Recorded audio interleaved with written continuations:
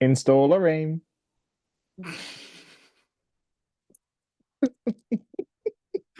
What? Sorry, just starting trade radio, you know. Did you know that Continental tires were engineered in Germany but produced in Australia? Fuck the joke. We're coming in. It's Trade Radio, everybody. I'm Kane Corns. Wait, who's Kane on with in the morning? It's Kane and Sam Edmund. Sam Edmund. I'm Sam Edmund. I'm Josh Jenkins. Now, let me tell you, right off the bat, I'm Yep. stopping trade radio because if Josh Jenkins is anywhere near anything to do an opinion on football, anyone can have a go, right? I encourage everyone, start a YouTube channel, make a podcast, TikTok, whatever you like. You know what? You will make it because anyone can have an opinion and it's worth it. And it'll be better than Josh Jenkins. And Cam Luke, you can throw him in there too. Yeah. Anyway, on that bombshell, smash. Here at the glass table, we're just like you. I like to play football, I like to watch football, and I like to talk about football. Yay! I like to play football, and I like to watch football, and I like to talk about football. But we do things a little bit differently around here. That could be a dream, Jared.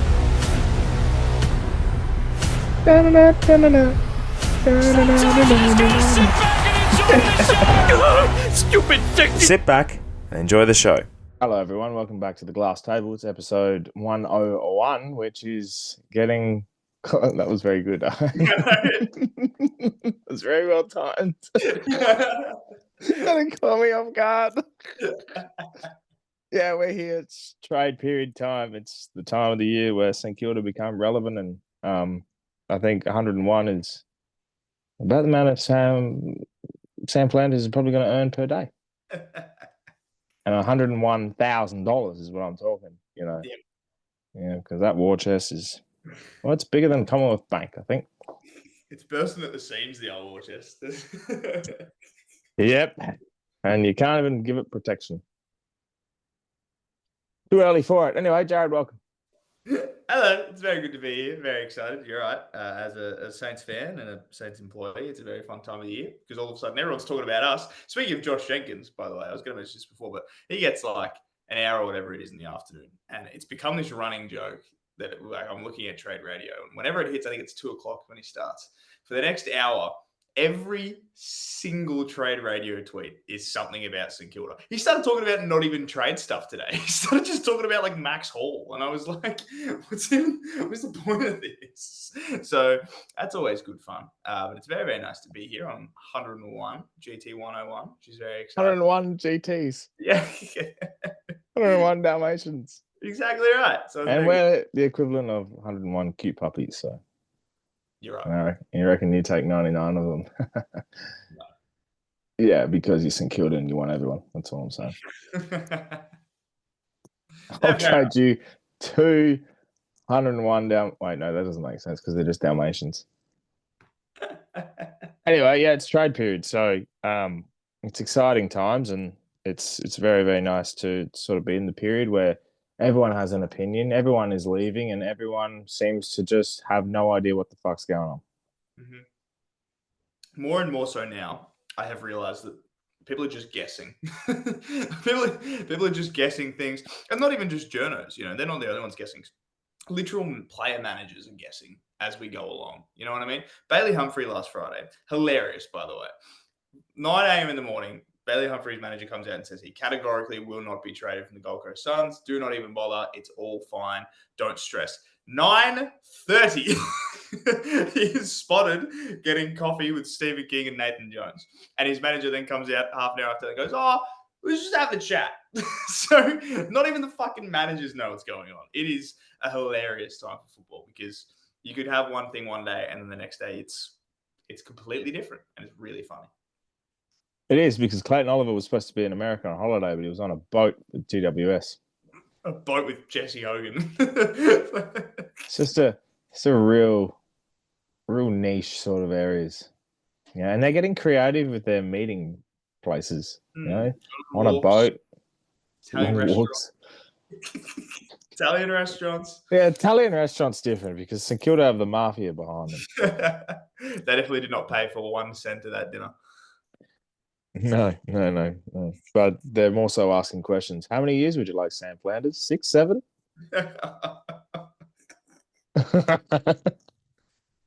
And then they're like, "Oh, Gold Coast. What pick would you like? 6, 7?"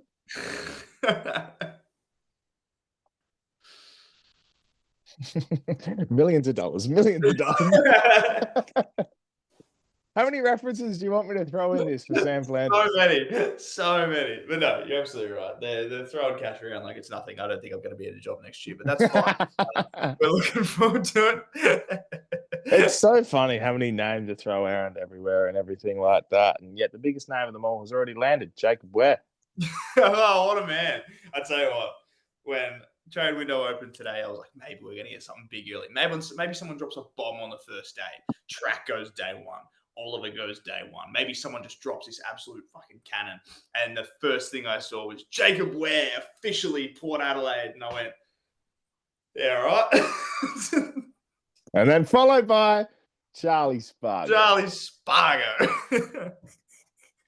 Yeah, I love when players get announced on day one of the trade period when they're free agents. So it doesn't really mean anything to us, but, you know, regardless. Yeah, my favorite genre of football around this time. You speak about this time of year, and there's obviously there's the cliches that go with it. But my favorite genre of footballer is the player that goes to North Melbourne for the cash. And Charlie Spargo, welcome to the club. Joins the Zach Fisher, Jared Pollock, Jaden Stevenson, Griffin Jasper Walker, Pittard. I could just keep going. Throw it in your elders of Luke Parker and Jack Darling, and you have an AFL 9 side. Oh, man. That's what I'm saying. It's the North Melbourne cashed up boys. Zach Fisher's not even in the Casheroos. The Casheroos. Charlie Spargo will average 17 disposals for the first 5 games next year. Then he will average 12, and then he will be out of the team.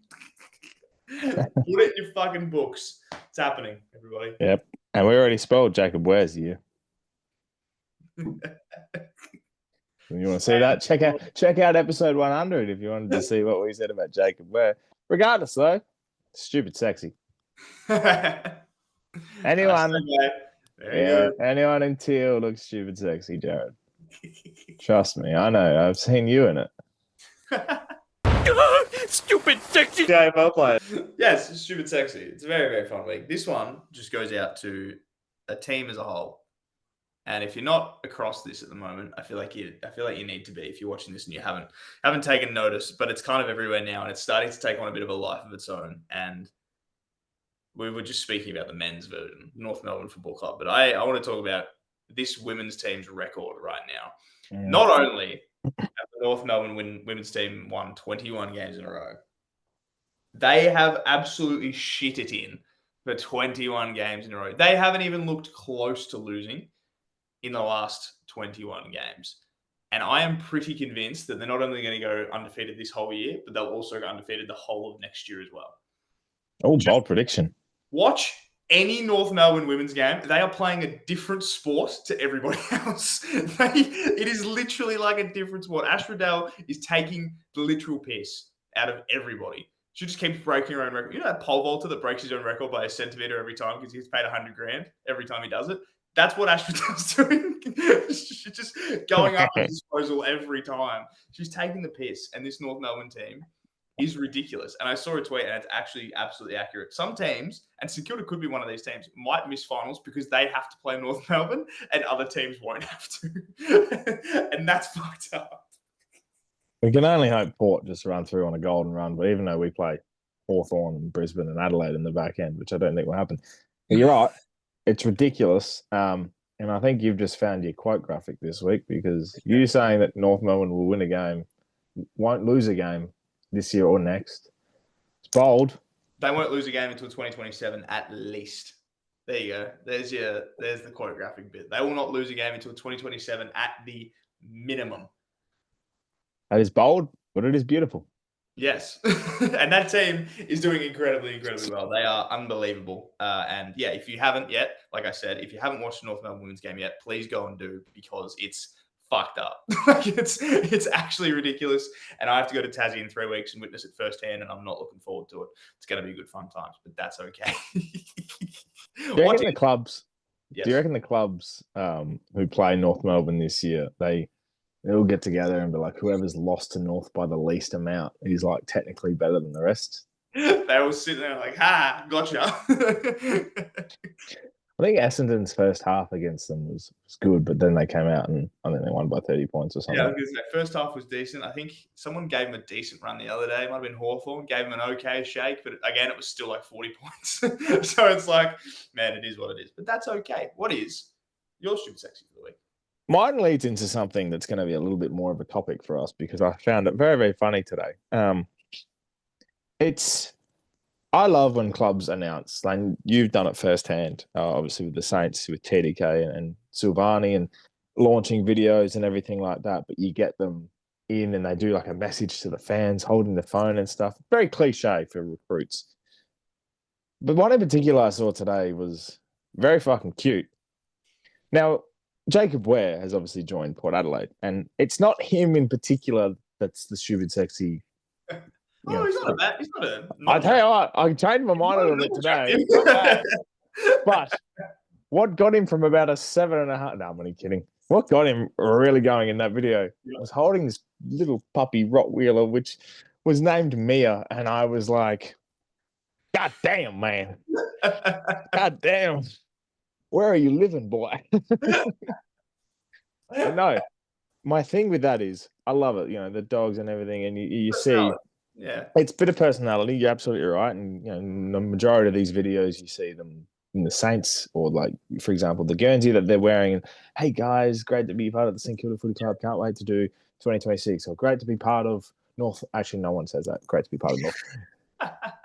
Hey guys, great to be part of Port Adelaide, and can't wait to be in front of you all and see you next year. Blah blah blah blah. It's great when they get creative and they throw in their puppy, or you know, they're just on the run or whatever. So I love the video. The video was stupid sexy in itself, and it sort of leads to the topic of, I think players should get creative with their welcome videos. You know, and I don't know if this, if you can give me an insight if they have any creative control, but if it's like that, or they're just sitting there, imagine going into the pub, right? And they're having a Coke Zero, and it's real sit down vibes. And they're like, supporters, it is a pleasure to be joining the Port Adelaide Football Club. I will see you next year. I would love that. Like, I understand it's quick, it's cliche, it's something that gets views, gets clicks, and everyone's like, oh, welcome to the club, it's so good to have you. Or you get the odd comments of, where the fuck are you? There's a lot of that before Jacob Ware today. Yeah, where have you come from? Port Adelaide even saying we're on is very, very, very good. Loved it. Was a big fan of that. Was a big fan of the we're on. We're on. Yeah. Like that. But that's my thing. You know, the video in itself, stupid sexy. But I think if clubs or players were doing, you know, videos of saying hello to the supporters of their new club, get creative. I would love to see it. Yep. And I think it's just popped into my head. Maybe we do that. Maybe you film one and I film one, and that's our. Welcome to GT. Yeah. Welcome to the GT Footy Club. It's great. I'm so privileged and honoured to be here. Look forward to seeing you out there next year, supporters. Maybe we do that. Maybe that's our content. I like it. That's good. Yeah. So that's my stupid sexy, and you know, get creative. Yeah. No one's seeing it, but you know. It's very good. You're absolutely spot on in that. I would love it if players were that creative mind. I think players just think like the club will handle it all, so I don't have to deal with it, kind of thing. But if like a player turned around and been like tomorrow, like if Tom or Jack had turned around and said, "Hey, I was thinking of doing this," we'd be all for it, because we kind of love it when like a player is like, this is kind of what I want to do. I'm like, fuck yeah, like, collaborate with us. It'll be fun. So like, if Tom had turned around and was like, yeah, we'll do it, and he collaborated with us, we would have accepted it in literally 2 seconds. Like the fact that on Friday they made their own posts and like collaborated with us, we were like, yep, no worries, all good, come on in. Like whenever it's player driven stuff, it's always good, and it gets way more engagement when it comes from the player itself. So absolutely, if the player wants to bring their own content to it, I love it. And the fact that he brought his dog in, I'm like, he knew what he was doing. He's like, yeah, the people are going to comment, they're going to like this. Here you go, everybody, look at this dog. I don't know if Jacob Ware's got a partner, but that did no harm whatsoever in advertising to the South Australian community. I think he does, but he did put himself in a good spot. And he's like 27 years old. Hey, he's around my age. Hold on a second. Can't wait to meet you.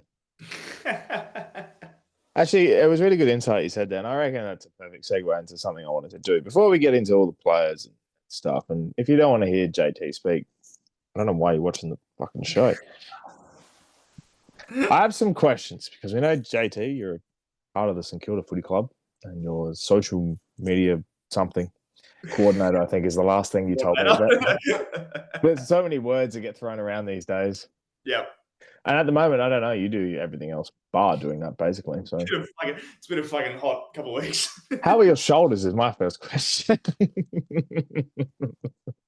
A bit sore. Yeah. A bit sore around it. Yeah. Busy couple. You don't have Ant editing the videos for you to post, do you? Oh, drive-by. But being a part of it, and this is very weird actually interviewing you because I'm not used to this, but in a club where, and I think it's really nice that you have, such a big presence in this period of time with the trades and free agency and everything. What is the atmosphere like when it comes to, I guess, the lead up into it, but also in that time? Like yesterday, or today was your first trade period day. Obviously, free agency started on Friday. What's the atmosphere like? How does it feel in a sanctum? It's very cool. Like, it'd be different club to club based on like the circumstances that everybody has going for them, kind of thing. St Kilda is a very specific circumstance right now in that we just have all these players lined up, and it's like very exciting kind of stuff. Claire, who is our media and communications leader, like she pretty much leads this whole sort of crew that we have. She said this leading up to the NAS stuff and kind of sticks through everything. It's the worst. Like the only thing worse than a specific player not signing or a specific player not coming over is them signing and us not being ready to like present it to the world kind of thing. So basically what the atmosphere is like is you need to have everything sorted even if it doesn't happen. So like getting all these different assets and things ready for specific players. If they get mentioned, they immediately go up on like, all right, let's think about what we can do about this kind of thing. So the good thing about Tom and Jack was we had plenty of time to get ready for it. It was like, we have more than enough time. They've requested during finals period, we're like sick. Like we got heaps of time to be able to get sorted. Other players is a bit different. Like obviously Leclerc requested pretty early as well. So it's been able to get a few things ready there, but those ones are different because it's like, they're still trades. So they might not happen, which means that inevitably there is going to be content that you make that never sees the light of day kind of thing. But that's just kind of how the job has to be. You have to be over-prepared rather than under-prepared. And it's just been very exciting. Like, as a Saints fan, it's a very exciting time. If I was working at Melbourne, probably less exciting. Probably a less exciting part. Because instead of getting all this extra video content and everything ready and all being hyped, most of the content you're producing are thank you graphics for players that are on their way out, which are less exciting. So it is a pretty exciting time. And just like, it's the same as like when you're not in it. Like, average footy fans, they're listening to trade radio all day kind of thing. I'm still listening to trade radio all day. I'm just waiting for someone to ping saying to my ears kind of go, ah! And I'm like, what's going on?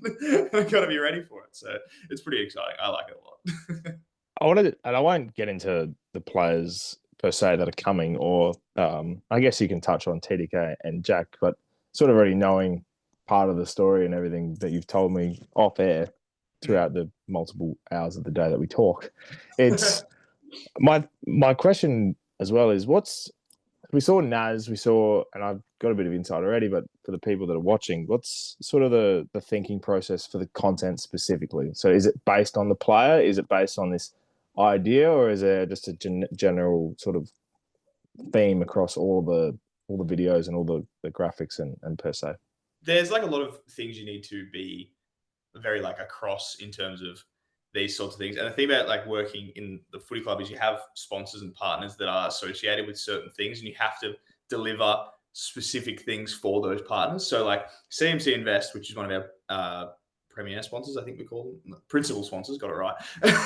Which is one of our principal sponsors. They are across like all of our trade period stuff. So every like graphic that we make that is trade related, CMC have to be on it, and they have to like approve it, and it has to sort of work that way. So there's specific things that you have to have out, which is like the signing graphic, which is like the normal one that you see. We do like a stats one as well, because they handle stats stuff during the year as well. So it kind of combines it all together.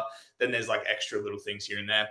And then it's just about kind of having a bit of fun. Like you don't want to just make the same content. And we took a look at Liverpool and Arsenal this year, and obviously the EPL summer windows that had just happened kind of thing. They signed these players. So Arsenal signed Eberechi Eze and Liverpool signed Isak.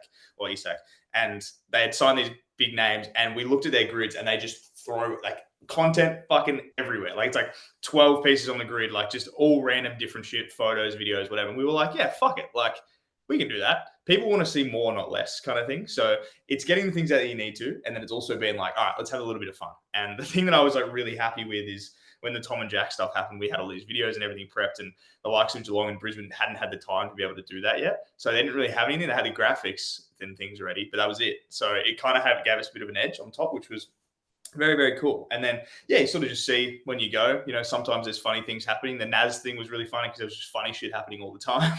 Like people getting tattoos and the SB writing all these names and stuff out the front, like all these little different things. And then you can kind of make things on the fly, but it's all about just being pretty creative and trying to get, like I said before, trying to have everything's planned that makes people be like, oh, that's pretty fucking cool. Like that's a cool thing to be able to do. It does benefit you that the fact that you're the most active club in this trade and free agency period, because it's like, yeah, it's a lot of work and a lot of content, but I think, and I think the best, this is just an outsider thinking, like once you get to the point where you have everyone, the Flanders, Aaliyah, Ryan, whoever the hell else you're getting. I heard Ron today, like, oh, we've got more surprises. I'm thinking, are you getting Ollie? Are you getting like Ollie Florent? Weird coming in. Someone threw up the idea of Sam de Koning in the Rowan Marshall trade, and I was like, that's pretty. I think you'd have to throw something back for that. Say, if we had to give up Rowan Marshall, I had this thought today because when I saw that same thing, if we had to give up Rowan Marshall, he is one of the few players that I would just be like, yep, all good. I'll take Sam, please. Thank you very much. It's like him, Holmes, like it's any of those kinds of guys. I'd be like, yeah, all right. But if it was Sam, oh man, like that'd be so much fun. Imagine somehow nailing the two de Konings just out of the blue. Would be an unbelievable. That's one of the weirder like trade things I've seen. Like, and there's been some weird stuff over the last like week and a bit. That was the weirdest. But I'm like, imagine though. Like, it'd be so good. It's very funny. But I think, yeah, just a little insight of that is pretty cool, because I sit here and I'm like, and as a fan, you're like, fuck, I can't wait to like announce and see all the content they've got and everything. And like I was talking about before, like you get this standard thing, like can't wait to be a part of this next year, videos and everything else. But seeing the creative process is pretty wild. The Naz, obviously, you've talked about the Naz stuff. When you did the TDK and Silvani announcements, this is more just the nutty brain sort of thing in the video process, but like the lighting and the ideas of having them walk out into the sort of the light with the St Kilda jumper. What sort of goes into that? Because that's from me sitting here, and St Kilda's been shoved down my throat this whole time that I've known you. What's because it's pretty damn cool, just the way it looked. That was basically, I thought we have this very cool videographer. He's from France, and he just like he doesn't really know that much, but he didn't know much about footy. He's gotten better at it now, but like he really specializes in like these really artsy like cinematic things, and he just had this like. It actually started with the NAS stuff because we had just bought this big fuck off spotlight and put it in the studio. And that was when we made that jumper spinning video.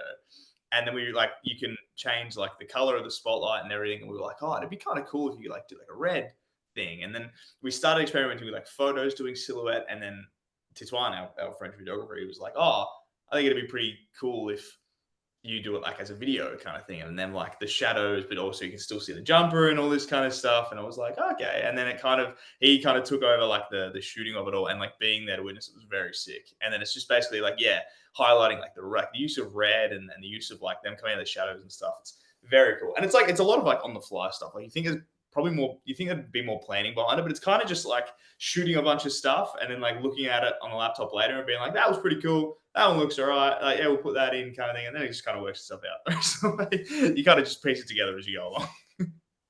Well, it's what they say, or what we say on this. It's stupid, sexy aesthetics.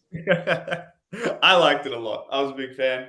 And like I said, I think it is an untapped market of AFL clubs in the trade space.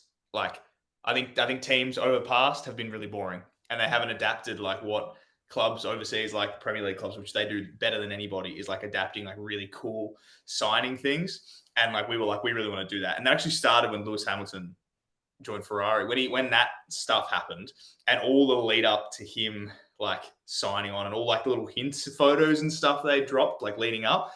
It was kind of like us being like, we could do that. Like we could like make this fun rather than just like, here's your graphic, here's your fucking talking to the phone, here's your jumper swap kind of thing.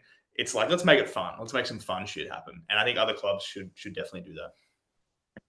Yeah, the Lewis Hamilton one was the biggest. You don't want to end up what's eventuated from the Lewis Hamilton thing. But the lead up was cool. The lead up was cool. The announcement was cool. And then, well, after that, everything turned to shit. So if you do all of this and finish 10th, you'll know it's Lewis Hamilton's fault. Exactly no, right. It's a crazy period. And thank you for the insight, because it's actually pretty cool. And obviously, I think there's going to be about 20 other different fucking clubs announcing trades and thank yous and everything like that. Thankfully for us, we've got Jacob Ware and Will Brodie. So the boys. I was talking about this. We spoke about this off air. Jacob Ware I'm sure he's a great guy. I don't think he moves the needle necessarily. I'm big on Will Brodie. Big on that guy. I think he's going to be fine. I think he give it an opportunity. And I look at the Freo midfield, and you got Luke Jackson, Sam Sarong, you've got Brayshaw, you've got other players running through there that are, and he came in a period where Fife was still dominant in a sense and never really found his way. His best year was, ironically, with Josh Carr as the midfield coach. Exactly right. And Josh Carr, to seek him out the way he has, clearly sees an opportunity. It means it frees up, and you said this to me off air as well, and I'll definitely put this in the what Will Brodie can wing to Port Adelaide video. But what he can do is he can free up Butters, he can free up Rosie, he can free up Drew, Wines. There is just a whole other outlet, and he's only 28 years old. He's in his prime. I think a lot of people just see it for the fact that you're getting him dirt cheap, and players that come to your club or are picked up for dirt cheap are written off or not favorited. And I think he might be one of the unsung heroes of this trade period, to be honest. And I'm bullish. We didn't get Braden Ferrini. That's absolutely more than fine. It was some more of a you don't get them all. 2 out of 3 ain't bad, as Patrick Stump sang once. Exactly right. See, like this, in a less example, but still like similar sort of vibes. Tom Mitchell was playing Neefle most of the time he was at Sydney kind of thing. Like that's what I'm sort of saying. Like people will look at Will Brodie and be like, he's just been playing waffle, he hasn't played AFL on edges. It's not for his lack of talent, I don't think, that he hasn't been playing. He's just been, like you said, been there in a time when they had a stacked midfield, and that's what happened to Tom Mitchell. And then he went to Hawthorn and won a Brownlow. Like it's one of those things where you're like, I think he definitely has an opportunity. And it's just because they've been playing twos for a club, it doesn't mean that they're not going to be good on for another club kind of thing. We saw with Jeremy Sharp even going to Freo. So like, yeah, I think there's every opportunity. And I'm big on Will Brodie. I think he adds a lot, like you said, frees up a lot of the Port players. I think Connor Rosie, and this is pretty commonly said, but the Connor Rosie plays his best footy off half back, where he can just really just play the ball, like see everything kind of thing. And it allows him to do that more. And then you can have your midfield of Butters, Juan Francis, and Will Brodie. And I like that midfield a lot, actually. And like Ollie Wines is getting on in years, so you're not going to see him in the midfield as much anyway. Like, I don't know. I'm big on Will Brody. I don't know what it is. Well, it's like you mentioned there, Horn Francis. He can have that 20 disposal, the 3-goal game. He can have a Dangerfield like sort of performance, or Willem Drew can have a chop out, or as you said, Wally Wines. I think when Brody comes to port, he will be good. I like that. That was good. Thank you. No, I can't do that. That's fine. But yeah, there's a stack of other players that are going to go around this trade period, and we're not here to do the trade radio thing where they give out the best 23 or hypothetical trades and stuff. I don't know what one pick is versus this and that. I don't know what the measurements are. All I know is that, for example, Sam Flanders getting traded to St Kilda for pick 7. That pick 7 will end up being pick probably 67 by the time you get through the father-son, the academy, the NGAs, my uncle played with your dad. My stepbrother's niece is actually your cousin. I am also part of the academy for the sponsorship team that plays in the lawn bowls comp next door to the Oval. I nearly sat down next to one of the players once, so that counts as me having a connection. And also my mother used to play table tennis with her nephew in somewhere. So you get through all of those. You get through all those, and then it becomes 67. Then you got to throw in equalisation. Eddie Maguire will have his say. Trade Radio has done your draft for you. Then you've got to throw in the fact that a sponsor will probably want to pick, and then you got to throw in an ad. You'll get your pick by November 2027. In Germany, but tested in Australia, continental ties. But yeah, you're absolutely right. That's what I think people are forgetting is that if it is, for example, if it is that Saints pick 7 for Flanders, it's really like pick 12. You know what I mean? And it's also pick 12 in a draft that no one really wants to be in anyway. Port don't want to be in the draft. Saints don't want to be in the draft. A lot of teams are buying their way out of the draft because they're like, we don't really care. It's fine. So it's why players stacked up in the mid-season draft this year. Well, not players, clubs, sorry. Clubs stacked up on the players. We got 3 picks and they're all going to be playing next year. So it's just... Exactly. It's teams being like, you know what, this draft isn't that good. We may as well. And I think that's what the Saints have done without knowing anything about list management at all. I think the Saints have just taken a look at the next couple of drafts and been like, we don't really like anybody that's coming through. Let's just try and stack up and see what we can do. And if it doesn't work, it doesn't work, but we don't think we're missing out on that much talent kind of thing. So I just think it's one of those things. Because you look at it, Flanders for pick 7, you're like, well, I don't know. But then if you say it's Flanders for 12 or 13, 14, then it's like, okay, like what is 5 picks really? You know? Correct. And you're probably going to get something back for Marshall. So you sort of balance it out and you're thinking long term. It sort of swings. So it's all exciting. Well, yeah, I mean, it's 6-7 type of operations. You just, in all seriousness, we use Saints as an example, but this is sort of a generalization across any club. You know, like that pick 7 for Flanders, for example, could end up at, for Petrarca, and it all sort of congregates. And honestly, my bold prediction for the trade period, and I know there's a lot of being predictions, we're going to get an 8-club mega trade. Oh, what's the biggest we've ever had? Do you know? Has there been like a 5? I think it's a 4 or 5. There was a 4 last year. There's a Saints, Dogs, Blues, and someone, because it was how we got McRae. North, I think. Yeah, and North, because it was how we got McRae, and the Dogs got someone. Oh, and Daniel went from the Dogs to the North, and then Kennedy went from the Blues to, and it was just this whole fucking. There was like 4. There was like a 4 team last year, and 8 would be sick. That's my prediction, because I think there's too many connections. So how is it going to get done? You're going to have to use other clubs: Geelong, St Kilda, Melbourne, Gold Coast, the Dogs with Ugle-Hagan. I think here's the team. Here's how it goes. If I had to guess, I'm going to work this out as we go along. Saints are wanting Flanders. That's fine. Gold Coast want Track. So there's 2. 3 with the Ds. Ugle-Hagan also wants to go to the Suns. We'll make that 4 for the Dogs then. Humphrey comes down. Hawthorn. We'll make that 5. Yep. Essendon connects there with Merritt. We'll make that 6. Fuck. I was going to say back to Gold Coast with Ferrari. Well, hang on. You've got to get Marshall to Geelong. Yeah, okay. Yes, that's another Saints on Marshall Geelong. 7. And then no one's requesting any trades out, so that's fine. And then somehow the Blues work in there and the Swans come in, and then all of a sudden you've got 9. Yeah, and then Blues with Florent and Curnow do another thing, and then we get 9. And then the last trade of the whole thing will be Connor Buderick to the Dogs.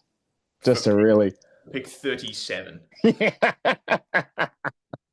a future fourth. Just to Yeah, throw in there. absolutely. Yeah, you got to have the future fourth.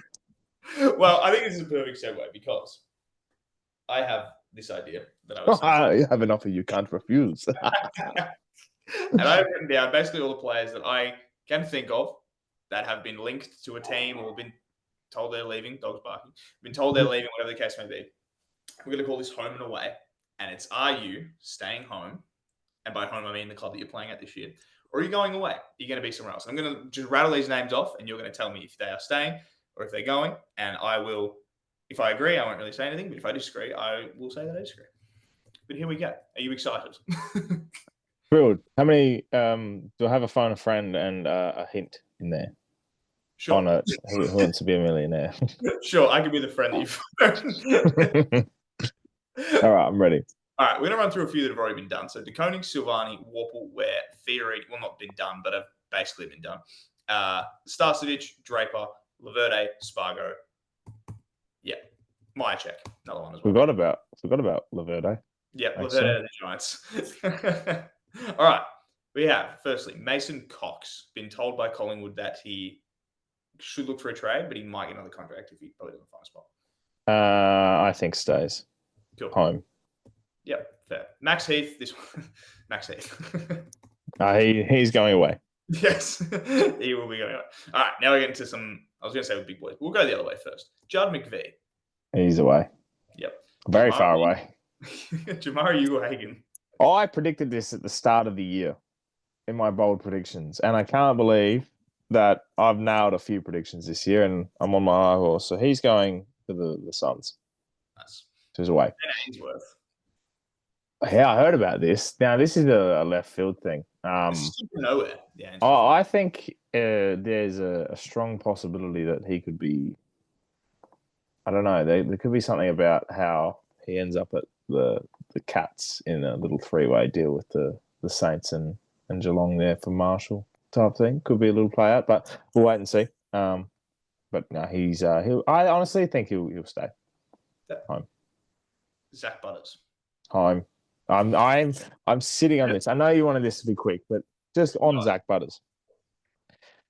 This is my gripe. And as a Port fan, in a year where you've been bashed and bruised and everything, it's very hard to have confidence. We've had a fantastic offseason with great coaching and recruits. We're getting a couple of good players that are going to come in and really suit our system well, and a few more surprises along the way that I won't name. But Zach Butters has become a narrative of Victorian media to say, let's get a star out of an opposition state and get him home. If there's any inkling of wanting to come home, they will sniff it out like an oily rag, and they will drain it. And that's what they're doing with Zach Butters.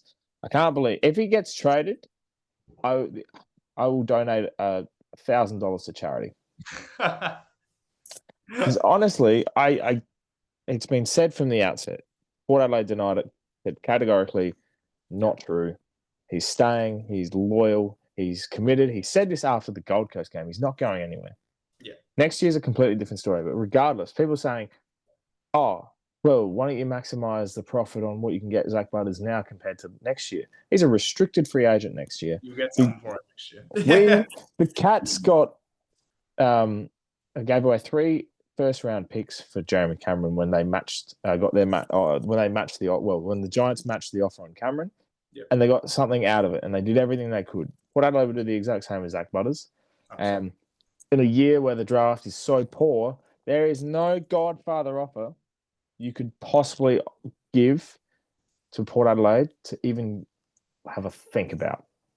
And if Port Adelaide got one of those offers and even considered it, then we're weak. But it won't happen. So he's staying home. I agree. I don't have too much to add to that because I completely agree. I think if Butters actually wanted to leave, he would have already requested a trade.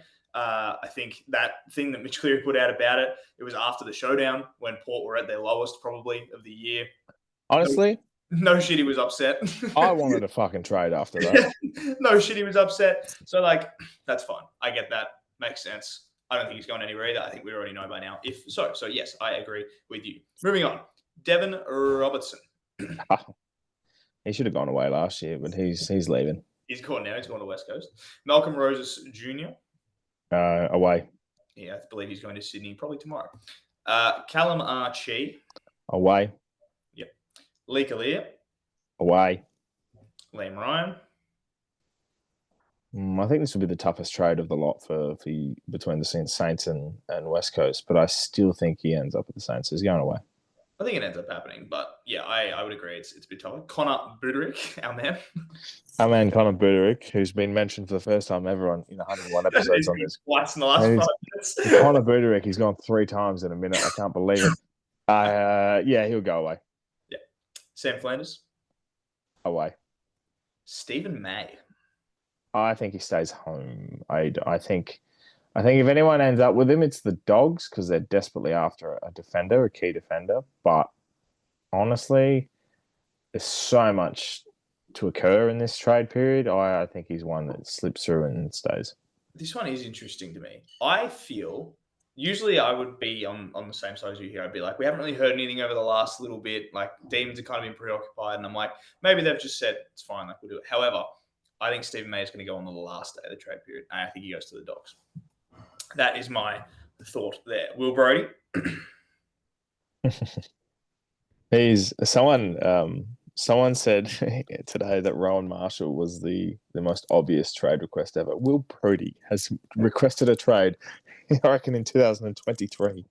He's been ready to go for a very long time. He's going away, but he's coming home to the Pear. We'll take care of you, Will. Fair enough. Speaking of Rowan Marshall, this is gonna be a very, very ugly. This one is gonna be really. I reckon every day I swap whether I think he's going to stay. If he stays, I think you're not going to get what output you think you're going to get between the two. I know he seems. I don't know him, but from the outside, like a very happy-go-lucky person. But I think when it comes to football, when it comes to being competitive, I don't think St Kilda is the place for him to be if he wants to get the full benefit of his footballing ability out. But honestly, when the Cats want something, they do get it. So I think he's going away. That's exactly my thought. The Cats always tend to get away with it. However, like it's so hard. Like, how are the Cats going to do this? Like, they also want Curnow. I literally think it just depends on who is ready to make the trade first between Curnow or Marshall, and they'll take one and not the other. So, going to be very, very weird. I think. I think if they want anything, though, and it's a good discussion point because I think Rowan Marshall is the early favourite to get to Geelong from the basis of what they can give to the Saints. I think Curnow, in my opinion, is probably lesser. But, I think we sort of forget that everyone's like, oh, this draft sucks. We can't get any picks for it. If you're outside the pick 10, you're not worth anything. Everything like that. Every draft has its dime a dozen, so I wouldn't stress too much. But it's the first year you can trade 2026 and 2027 picks. So I think there's a lot more to play out with future picks, and clubs do rank those two drafts very, very highly. The Cats will get what they want, and I think Marshall's going away. Yeah, interesting. Elijah Hollins. Away. You end up at the Crows. Yep, that works. That's a last day operation as well. Yeah, by the way. it absolutely is. Jack Steele.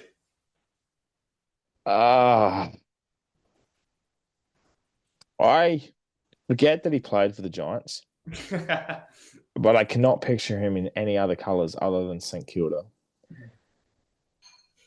And honestly, I can't believe the Crows are not going to go for him because I think he'd really, really benefit in their system. But I think he stays. I think he stays home, and unfortunately, will end his career in the VFL. Yeah, I also think he stays.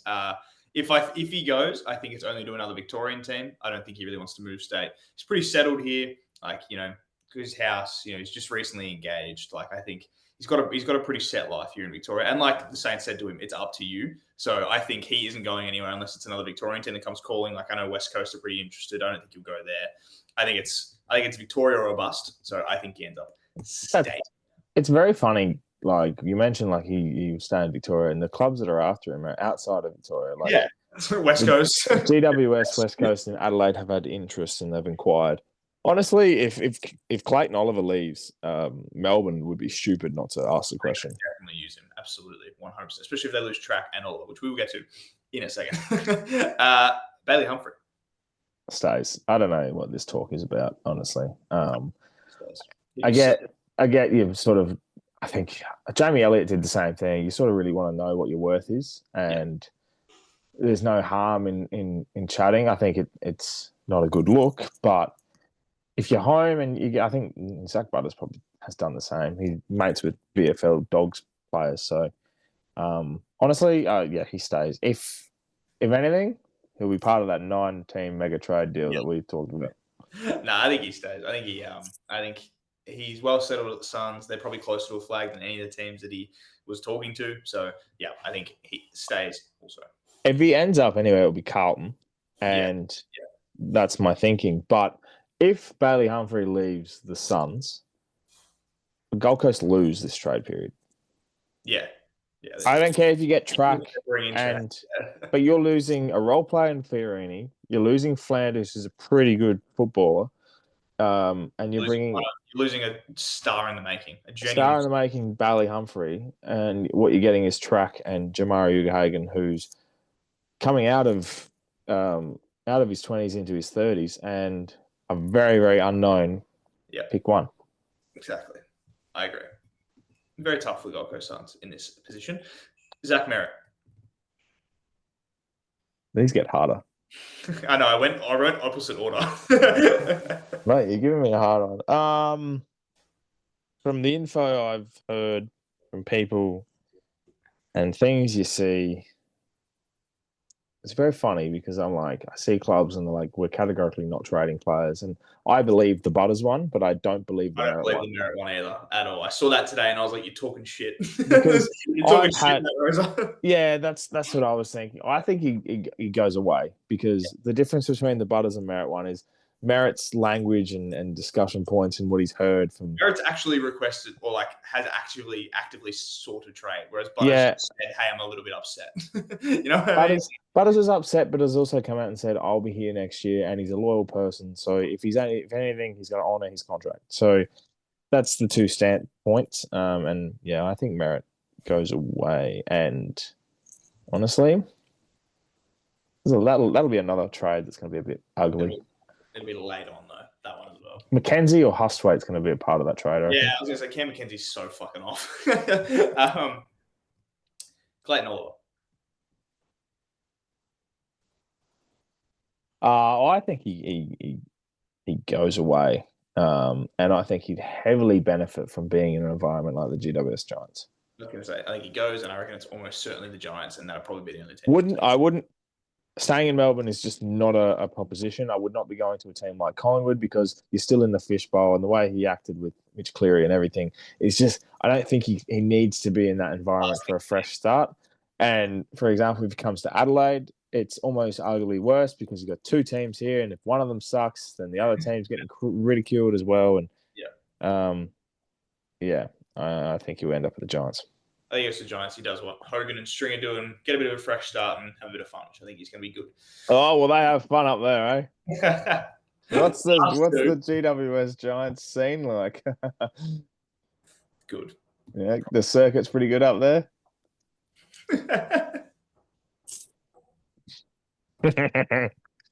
Yep. Last two. Christian Petrarca. Oh, he's so far gone. It's not even funny. That man was as soon as he landed in Adelaide, he was basically at the Gold Coast. Yeah, I think it's pretty simple. I think Saints give 7 to Flanders, and then that gets involved in getting tracked to Gold Coast. Very simple. That one's nice and easy. Final one, and this one is tough. Charlie Curnow.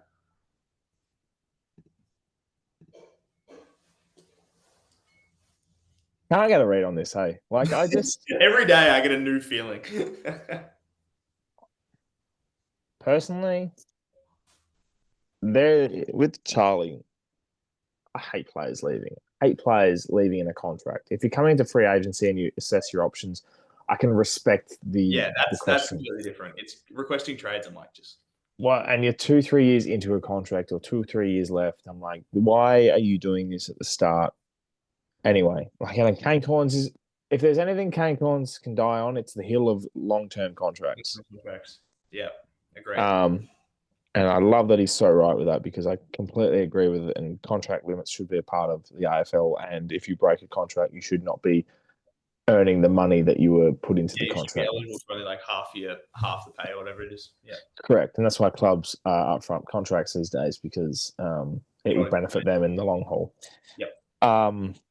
Honestly, if I'm Charlie, I understand the temptation, and I would stay, because nothing more rewarding. This is a club that was part of a prelim 2 years ago, part of a final series last year, and fell away. But they had, the two clubs this year that made finals last year and didn't live up to expectations this year were Port Adelaide and Carlton, and that was because they were both injury ridiculed. But I think I want him to stay, but I think he goes, and I think he ends up at Sydney. There you go. I think he doesn't end up at Geelong for sure. I actually think he's going to stay, Charlie. I think it's just one of those things that Carlton are going to be so stubborn, and like they're not going to just let him walk for nothing. They rate him so highly, which you should. He's won 2 Commons, so like obviously, I don't think he goes. I think he just stays, and it's one of those things where he just sticks it out for a little while, and then if they're shit again next year, then he pisses off. Like then he'll actually go, and he'll really force it. This year, I think he's just like half forcing it. He's kind of like, I really want to go, but like if that doesn't happen, I guess I'll just walk around the park for Carlton. Yeah, I disagree. I think I think it's been covered up a little bit more. I seriously think he wants out. I don't think he wants to be in the position he's in. And I understand the life, in the Victorian circle and everything, because it's a hard thing, and same as living here. That's why if he goes to a place like Sydney, have the fresh start, have that buddy-like feel about you. Going to Sydney, and honestly, if the Swans want to jump right back up to the top of the ladder or near the top again, then Charlie Curnow is the answer to that. If they can manage to, obviously it wouldn't be a straight swap, but if they can manage to do like Florent on a first for Charlie, that is a huge win for Sydney. That's honest. Ollie Florent was not in their starting 23. Like he was barely in their best team last year, Ollie Florent. So Ollie Florent, Ollie Florent is that end of year trade period on AFL Live. You know how you automatic the trades and you just see Ollie Florent, Carlton. I can just picture him in a Carlton outfit. I think it's a first round pick this year, first round pick next year. Ollie Florent. That is your trade. That's what I think it is too. I'm accepting that because Carlton can utilize that first pick they get from Sydney, and then next year they'll never know, or they definitely utilize it for their father sons or their academy players, or I think it's Charlie Dean. You got Walker coming in, and you got all these guys coming in. So Dean or something, I think it is Charlie Dean. Dean and Cody Walker. Dean and Walker, yeah. I think they would be the eyeing, and I imagine that those two throw in Jagger, and it's like future fresh look, fresh team, reboot on the run. And I liked what Michael Voss said about Carlton in his little speech. I also like some of the comments because it was very funny seeing people go, "We see through your bullshit." What do you want him to say though? What do you want him to say? Yeah, we were fucking. God, we're so bad. I liked what Luke Beveridge said. What are you clapping for? We finished 9th. Yeah, why fucking clapping that shit? Should have finished 9th. What are we doing? Honestly, I sympathise with the fans because I went through 13 years of a Carl salesman and Ken Hinkley. Condolences. Thanks, man. Thanks a lot. But yeah, well, that was fun. Enjoyed it? Yeah. We should bring that back when we come back next week and we see that none of the trades have been done because we've gone through 5 days of trade radio and Continental Tires and installing a ream. And we still love it. but Will Brady will be done. Just quickly before we sign off and everything like that, hopefully you enjoyed the episode and subscribed and followed us. And I don't know, I really sound professional tonight with the interviews and the plugging and everything. Yeah, hopefully you enjoy it. What we're going to do is we're going to rank BNF winners. And the way we're going to do it is this is your turn. This is your time to shine because I had to do that. Even though we can do it together, actually. Stuff it. We're doing everything together, just like we do every single goddamn day. Correct. Yeah. Lights. So yeah, we'll start from the top, go from Adelaide to the Western Bulldogs, last man standing. Oh, this is like the WWE last man standing match, but it's BNF winners. We're Royal Rumbling. Here we go. Royal Rumbling, last man standing. First entry is Jordan Dawson, and he's taken on Josh Dunkley, who is the last man standing. It's a tough start, to be honest. Yeah, it is. Josh Dunkley has always had underrated years. He's been underrated for his entire life, Josh Dunkley. Jordan Dawson was fantastic this year. And as much as Brisbane did win the flag, Jordan Dawson pretty much was captain, led the Crows to first place, 17th to first. I like that. I'm going to go Dawson. So Dawson defeats Dunkley. I would have chosen the same as well. So Dawson versus George Hewitt. Dawson as well. I choose that. Darcy Cameron or Jordan Dawson. That was an interesting one as well. I really rate Darcy Cameron. I really, really do. Just quietly on the outside, how fucking funny is it that Craven Cray was like, if you get more 17 games, you might finish first. And then he ended up coming second. in an award that's voted by the coaches too. It's very fun. Maybe he was being serious. I rated the joke, like the joke itself. I'm like, that's very funny. Like, you've done very well there, Fly. But then he looked so silly at the end of the night. And I'm like, oh, you silly, silly boy. On that alone, I think I'm picking Dawson. I agree. Dawson over Cameron. Dawson versus Zach Merritt. Sounds good too. I don't think Merritt had his best year. He had his best year last year, Merritt. I think this year he wasn't as good. I'm going to go with Dawson. Dawson, I would have picked as well. Honestly, I think Zach Merritt's great, but I don't rate him as highly as what he is entitled to be. You know? I think other years he has been better. I think this year he wasn't as good. I still think he's good though. Putting yourself on halfback as skipper is a very ballsy though, and I like it. Jordan Dawson versus Caleb Sarong. Dawson. I would have picked Sarong, but yep. Jordan Dawson or Max Holmes. I'm basing it obviously on 2025, so other years may be different, but 2025 year. I still think Dawson. Yeah, I would pick Dawson over Max Holmes. He could go all the way. Dawson, he could go all the way. Dawson definitely had a year where, he was probably more prolific, but Max Holmes has Bailey Smith and Dangerfield and that. So it definitely compares. Jordan Dawson and Matt Rao, Brownlow medalist. I think the fact that Matt Rao on the BNF asserted that maybe he has been fantastic this year. I am going to go with Matt Rao. Yeah, Matt Rao too. Matt Rao versus Tom Green. Matt Rao. Matt Rao. Oh, this is an interesting one. Matt Rao versus Jack Gunston. This is interesting, right? Jack Gunston's like the only key forward that won it. And he was really good. And just on vibes alone, Gunston winning is fantastic. Good for the sport. I actually think it's great for the sport that Jack Gunston won the Hawks BNF this year. And also 72 goals after being an emergency in round one. And, basically carrying your side all the way to a prelim is pretty damn good. Well, not carrying, but, Was a massive, massive player. I'm going with Jack Gunston. Yeah, I'm going Jack Gunston too. More influential year in terms of where they ended up. If the Crows made a prelim or whatever, then I probably would have gone Dawson. But they went out in straight sets. Did you know that? That's the thing with BNFs is they take into account those finals, and the thing that Jordan Dawson didn't do is play. So that didn't help his cause, I wouldn't have thought.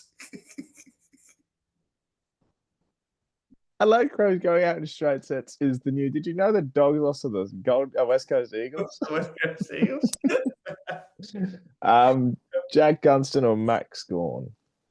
Always love Maxi, but I'm going Gunston again. Gunston or Harry Sheasel. And Tristan Cherry. Oh, Tristan triple Cherry. threat. Cool. Yeah. Cherry off the top rope. It's a fucking handicap match, and I still think Gunston's going to get him. Yeah, it's a real Cena versus a couple of others. Sort of super Cena eras. This is interesting because I reckon his year was fantastic, but we'll see what you think. Jack Gunston versus Zach Butters. His year was fantastic, Butters, and he also came back from injury to be really, really influential for Port. I still just think, based on the results and Gunston's ability to perform, I think he gets it. But I think Butters had a very underrated year for the fact that he was like injured for the first 5 rounds. That is true. And his first game back was against the Saints, where he basically got us over the line, him and Hornet. Gunston versus Tim Taranto. Taranto had a really underrated year. I think people underrated how him good and Hopper. Yeah, I think people underrated how good Tim Taranto. He finished really high in the Brownlee. It was fantastic. I still think Gunston got it, but Taranto is the perfect person to lead the Tigers, I think, for the next while. Like he will be the captain, I think, and I think he's kind of got that perfect aura about him. Jack Gunston versus 2-vote Nasiah Wanganeen Miller. That's a great year. Naz did have a great year, but I reckon it was almost his back half of the year. Yeah, that's the thing. It was if you're counting them from round 12 onwards, Naz covers any of these guys, I think. But you have to count the full year. And that's what Gunston did all year. So going Gunston. I would pick Naz. Fair. Gunston or Heaney? Gunston. I think Heaney was better last year. Liam Baker or Gunston? Don't even answer that one. It's Gunston. This one will do it. I think this is the change happens. Gunston or Ed Richards? Fucking loved Ed Richards' year. Thought he was unbelievable. I will give it to Ed Richards to back. And as per usual, entry number 30 always wins. Wins it at the end. Well done, Ed Richards. I like that. It was fun. Yep. Big fan. But yeah, so that's BNF, and that's pretty much our episode. It was good. Lots of Good. trade. Lots of Glad you could give that input, man. That was nice. Yeah. Well, how was the episode? Good. It was good. It's like when your grandparents ask you, how's work? Yeah, good. Man, a lot happening? No. Nah. No, it was fantastic. Lots of fun. Obviously, we'll be back in a week. And like you said, I'm sure there'll be no trades done. And we'll be waiting for the last 3 days to get some things excited for. But actually, that's a lie. There won't be no trades done. Malcolm Roses will be done. Will Brodie will be done. Probably Sam Flanders will be done. That might be it. Well, by the time the episode comes out, and if you've gone this long, that's true. You've probably seen Malcolm Roses go through, and I think Will Brodie will get done Wednesday, if I'm honest. Roses, but maybe Flanders, yeah. Flanders could be a very big possibility, but we will wait and see. The only thing you shouldn't do is not watch this episode, which is very weird to say at the end of it. Keep watching, everybody. Yes, like Tate McRae says, just keep watching. Yeah, we'll see you next week. Make sure you get your Continental tires and install a rim. Install it.